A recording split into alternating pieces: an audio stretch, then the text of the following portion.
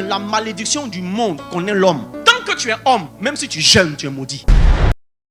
Vous ne connaissez pas Jésus. Vous savez prononcer le nom de Jésus, mais pour vous, Jésus n'est pas encore une personne. Les amis, Jésus est réel. Jésus est une personne. Il marche au milieu des chandeliers. Il marche dans l'église. Il est là. Il est vivant. S'il veut, il peut te toucher. Mais tu vois Jésus comme un nom et tu ne développes pas une relation. Notre chantier en tant que pasteur, c'est de vous prendre la main et de vous conduire vers Jésus. Et puis de vous laisser avec lui. La raison pour laquelle Dieu permet que vous veniez à l'église, que vous appelez Ariston, prophète Ariston, mon daddy, mon daddy Chounéo, tout ce que vous voulez m'appeler là. Et tous les sentiments que vous ressentez pour moi, c'est une bonne chose. Mais je serai en train de pécher si vous restez jusqu'à moi. Dieu fait que vous m'aimez comme vous m'aimez. Vous m'écoutez comme vous écoutez pour que je puisse vous dire des choses pour vous conduire à lui. Acte le chapitre 10. Un ange descend, il dit Corneille, tes offrandes sont montées, tes aumônes ont été agréées, tout. Envoie quelqu'un à Jopé, chercher Pierre, qui va te dire des choses par lesquelles tu seras sauvé. Quelle est la chose que Pierre devait dire à Corneille?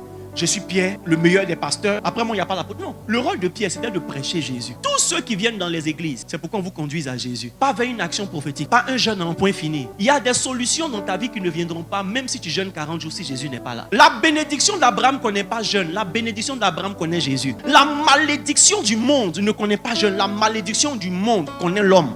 Que tu es homme, même si tu jeûnes, tu es maudit. Le sceau de toute malédiction, c'est le sang. La Bible dit il n'y avait aucun indigent dans l'église. Nos églises aujourd'hui, où 90% des personnes sont pauvres, c'est pas le chemin divin. Mais comme il dit, mon peuple est détruit parce qu'il lui manque la connaissance. Maintenant, regardez ce qu'il dit après. Puisque tu as rejeté. Ça veut dire que souvent la connaissance peut venir, mais tu rejettes la connaissance. Le plus important, les amis, n'est pas de connaître, mais d'accepter la connaissance. Beaucoup de chrétiens sont pauvres parce qu'ils rejettent la connaissance. Les amis, si l'église est remplie de pauvres, on va pas faire quelque chose. Il dit allez annoncer la bonne nouvelle aux pauvres. La bonne nouvelle à un pauvre, c'est pas que tu vas rester pauvre et être aimé de Dieu. La bonne nouvelle à un pauvre, c'est que tu vas devenir riche pour Dieu et que tu payes pas pour avoir la bénédiction d'Abraham. Tu dois juste avoir la foi et être en Christ. Accepter par la foi que vous aurez des noms grands.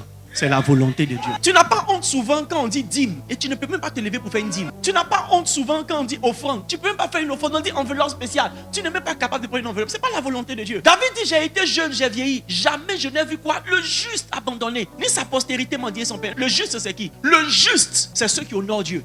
C'est ceux qui ont donné la vie au Seigneur Jésus. La Bible dit nous sommes justifiés par la foi. Par la foi en qui? En Jésus. Dans la bénédiction d'Abraham, il y a la sagesse pour commencer un projet et de voir le projet prospérer. C'est une malédiction que tu as assis et puis tu dis je ne sais rien faire. Écoutez, c'est dans la bénédiction d'Abraham que Dieu te donne une autre sagesse. Et toi qui n'étais rien, tu réussis à faire quelque chose. Dans la bénédiction d'Abraham, ton diplôme n'est plus un obstacle. Dans la bénédiction d'Abraham, c'est la sagesse de Dieu qui fait la différence. Tu peux devenir un chef d'entreprise. Et puis même tu peux reprendre les cours et avancer. La Bible dit cet homme était riche. Abraham, il était riche en troupeaux. Il était riche en bétail. La bénédiction d'Abraham te donne la sagesse pour élever bœuf. Ça va devenir quelque chose. Élever mouton, ça va devenir quelque chose. Avoir champ, ça va devenir quelque chose. La bénédiction d'Abraham même te donne la capacité d'être aidé par les gens qui ne te connaissent pas. La bénédiction d'Abraham qui te donne la faveur. C'est pas normal que tu vives une vie où tu peux rien apporter aux gens. C'est la raison pour laquelle les gens ne respectent pas ton Dieu. Comme toi tu viens à l'église, tu chantes tous les cantiques et tu es obligé de mendier ta nourriture. David dit je n'ai pas vu le juste abandonné, ni sa postérité mendier son père. C'est un héritage. La raison pour laquelle Dieu t'envoie à l'église, c'est pour te donner la